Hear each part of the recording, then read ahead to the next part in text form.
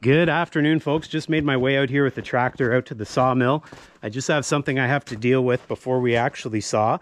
And what that is over my right shoulder. Check out that red pine there. You'll notice it's broke off partway up.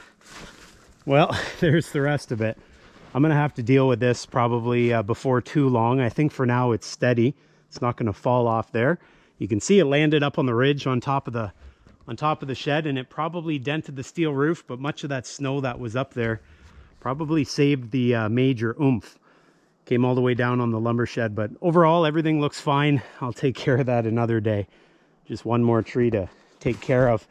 Anyways, let's make our way over this way.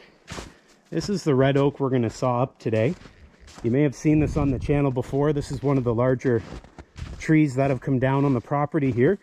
And so that red oak, I counted up all the growth rings recently. We're at 128 years old. So pretty impressive what that tree has seen. It's just about 8.5 feet long and it's relatively solid.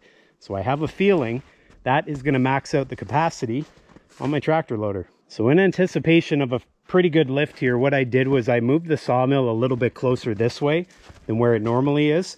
And that way I don't have to make that log roll off the forks. I can more or less set it down. The reach with the loader wasn't quite far enough to the point I could just set it down. I actually had to roll it, and I don't want to do that with such a big log. So I moved it over. I scraped off the deck best I could with all the sawdust and snow, put a fresh blade on, and so I think we're good to go. So let's fire up that tractor. I've got a little bit of ballast there on the back. You can see I've got my 78-inch wide snow blower. And then my rear tires are filled with beet juice or rim guard. And so there's a pretty good ballast there for this weight. However, I still think it's going to be questionable what it's going to do. This log, if you're wondering how I got it here, I skidded it on the ground. And so I haven't actually had to lift it yet until now. Here we go.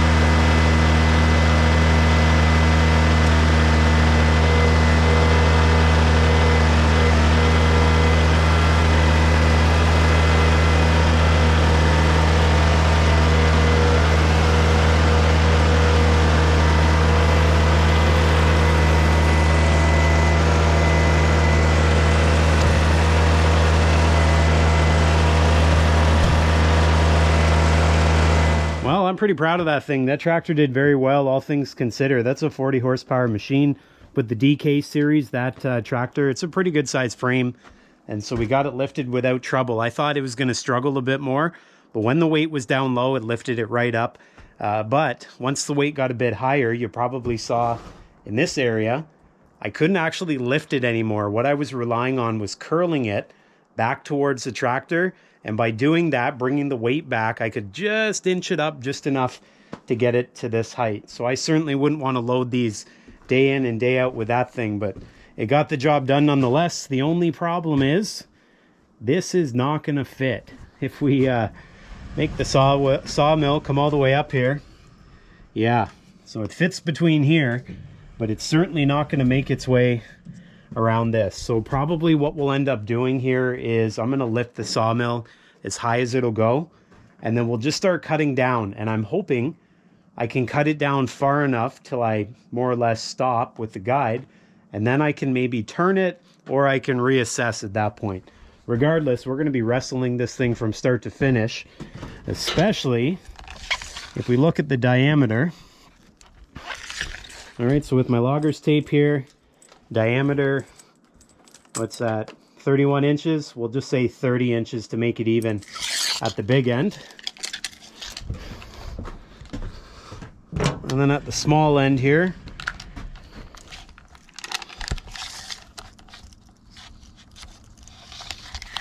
let's see, small end, what's that? So that'll be about, you know, 29 inches. We'll call it 28 inches even. So 28 small, 30 at the big. It's certainly going to be a wrestle, but we'll get it done. Well, new day, new perspective. I thought I was going to have some problems with this guide block here, and well, I just forgot to pull this out. There's lots of room now that I pull that out. It's practically flush with the edge of that green section. And so I think we're good to go. I've got it set somewhere in the neighborhood of, well, I'll go up a little bit further, but maybe 25 inches for the first cut. I think the throat height will be enough. And then we'll slab it down at about 2 inches, maybe 2 1/4, all the way down. That side, I think we're going to be all right. Here we go.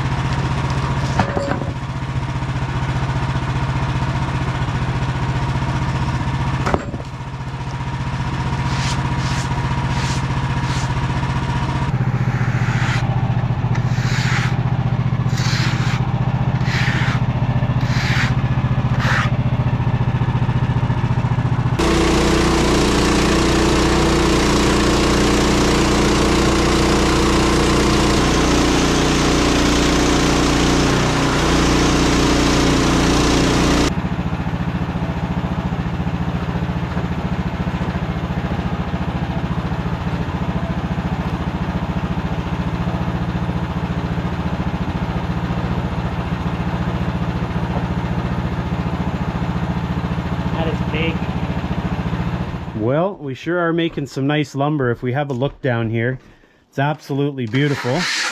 Mind you, there's a few spots here in the middle. I guess that just adds character. The real nice pieces. The only unfortunate part is we are at the maximum width here. And so if I take a tape here and I run it on this log, give or take, I'm gonna have to have like 31.5 inches in between the guide blocks here. That one and that one, we're at like 30.5.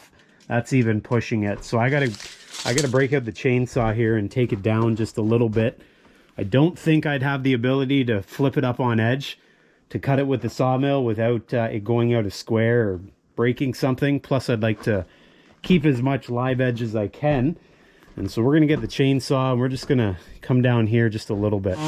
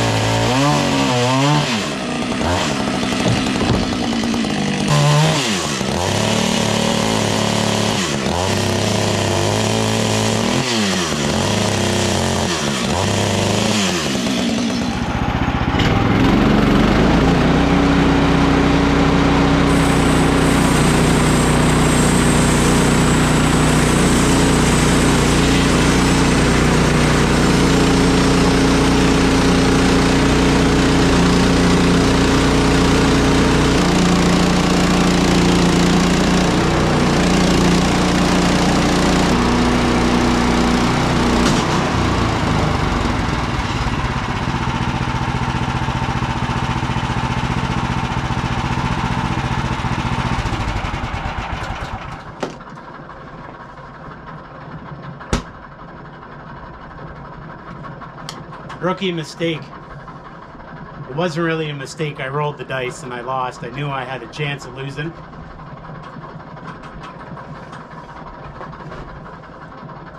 I hope I didn't break the blade. Let's have a look. Okay, so what happened here? I started getting real close to the log. I thought I was going to clear it. And I didn't.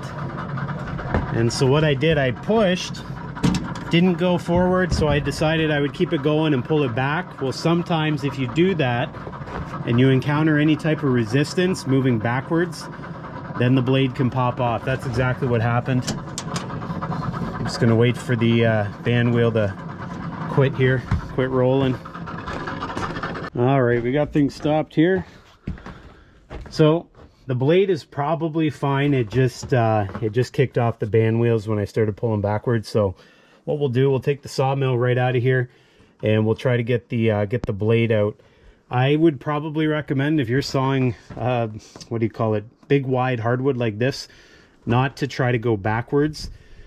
Sometimes what happens, it pinches that blade, as I said, going backwards, and well, that's the result.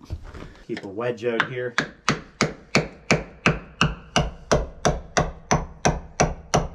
Just for this reason.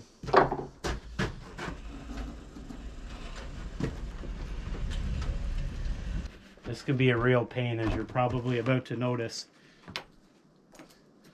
The blade likes to freeze right in there.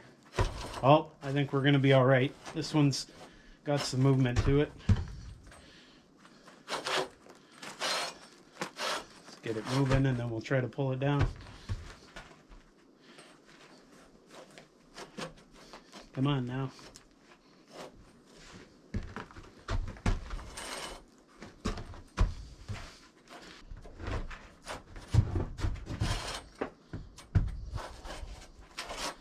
So what happens is, it almost seems like wet dust that didn't get cleared out of the cut for whatever reason. It falls in behind the blade, and then when it's cold out, it can freeze in there. That's what it sort of feels like. And I've been down here and I should have known better. But I didn't quite get the width cut on the log properly to begin with.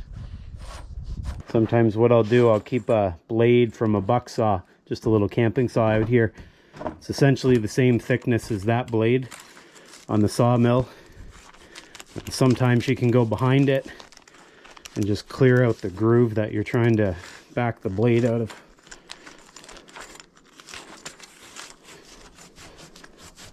Yeah, you can feel there's like frozen dust in there. There we go. I think we just cleared it. See it coming out of there? Usually that solves the problem. Yeah, there we go. And we can back the blade out. There we go. The old buck saw blade trick works.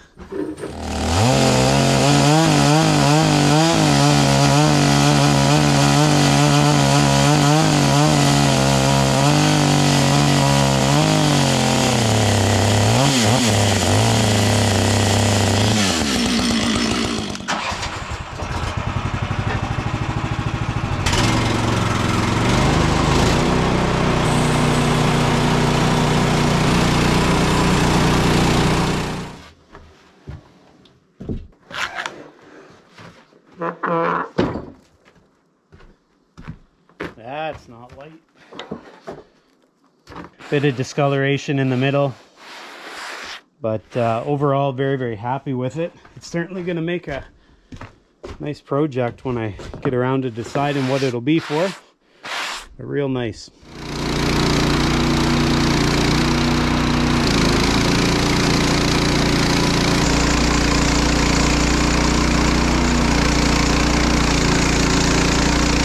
Alright, let's see where we're at width wise. That's about the maximum width there. And we're probably, you know, good usable wood, we're probably 27 inches. You know, it gets a little narrower down here, down to about 23 inches. And then up here, oh, probably 27 inches of good usable lumber, which is quite nice. This one might even be wider. Just inside the bark there, 2 feet. So yeah, we're not at the widest part yet.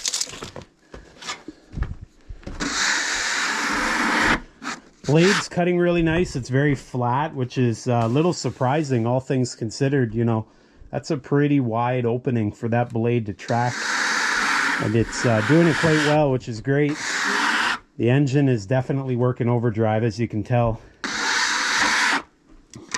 See all these little hollows in the center? So that would typically be like rot. It's full of ice right now. So you can see it if you clear it off.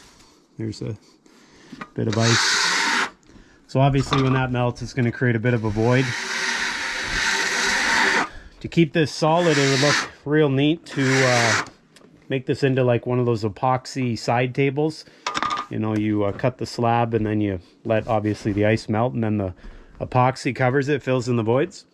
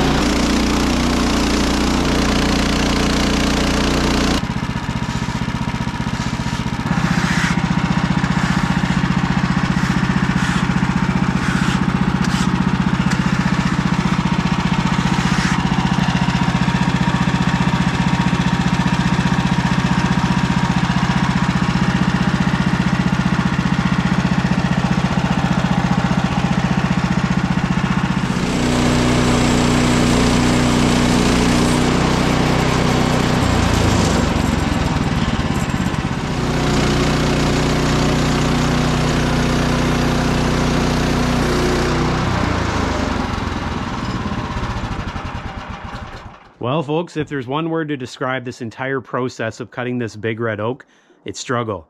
I struggled from the moment I went out in the woods and saw that it blew over to the point that I got it stacked up here on the forks. I'm not even done yet, but I hope the last step of just putting it over there in the lumber shed goes easier. Struggle is the word because this thing was so big and so heavy. I was very fortunate that the tractor had enough oomph to get it up onto the sawmill, because I was a bit concerned that if it didn't, I'd have two options: break out the chainsaw and more or less cut the thing till I could lift it, or take it to the firewood pile, and I didn't want to do that. And so fortunately it got up here onto the sawmill, and the 130 Max pulled its weight today and got the job done. Now the 130 Max I probably wouldn't use if I was going to saw this size lumber. Every single day, I would jump up to the 136, just because it's got a bigger engine on the 136 and a wider cut. The 14 horsepower did good. As you could hear, it was certainly working overdrive. And of course, I made sure to have sharp blades on as I was going. So what you saw me using there was Ripper 37 7-degree blades. They work really well, I find, with the hardwood and the frozen lumber. Now, I only used 2 blades there. I had the first blade on, and then I had a bit of a hiccup where I had to back out of the cut, and then the blade was getting a bit stuck. So I switched it out just for fear that I damaged a tooth. I put the second blade on, and that second blade cut the rest of the log. And one of the reasons I like those blades, and I'm going to continue using them, is the cut quality. Check this out. The cut quality there is very, very good, and oftentimes you don't get that with logs like this that are really wide and have knots in them. And so I'm very fortunate that the cut quality turned out well. It just means there's less dressing up of the slab before I put it into action in a project. Now, in terms of projects with these, I'm not exactly sure what I'll do with them. First things first, I got to get it stacked over in the lumber shed area, and then we'll let it melt because they're full of snow and ice. Once they melt out, I'll think of a project, maybe a epoxy table or epoxy bench. And the reason I'm thinking that is because some of them have some rot in them. And because they have rot, when that dries out and the ice that's in that rot thaws and goes away, there's going to be a bit of a void. If I fill that void with epoxy, I think it'll make for a real nice looking table. Now, I haven't done those epoxy projects before, so maybe that'll be a new endeavor for me. If that doesn't work, I can always take some of the slabs and I can always rip them so that I cut out the rotten stuff and leave me with a bit of usable red oak. But regardless, I've got lots of things I can do with them. First things first, I'm going to put it over there, right beside the other red oak. And then eventually we'll have some nice projects coming your way. So that's going to do it for me here today. I'm glad you all joined me for this struggle. That was quite the effort. And so I'm going to go and probably put my feet up here for a little while, have a nice sludge, and then think about what's next. If you could do me that big favor, make sure you give this video the old like or subscribe, and I'll see you all next time.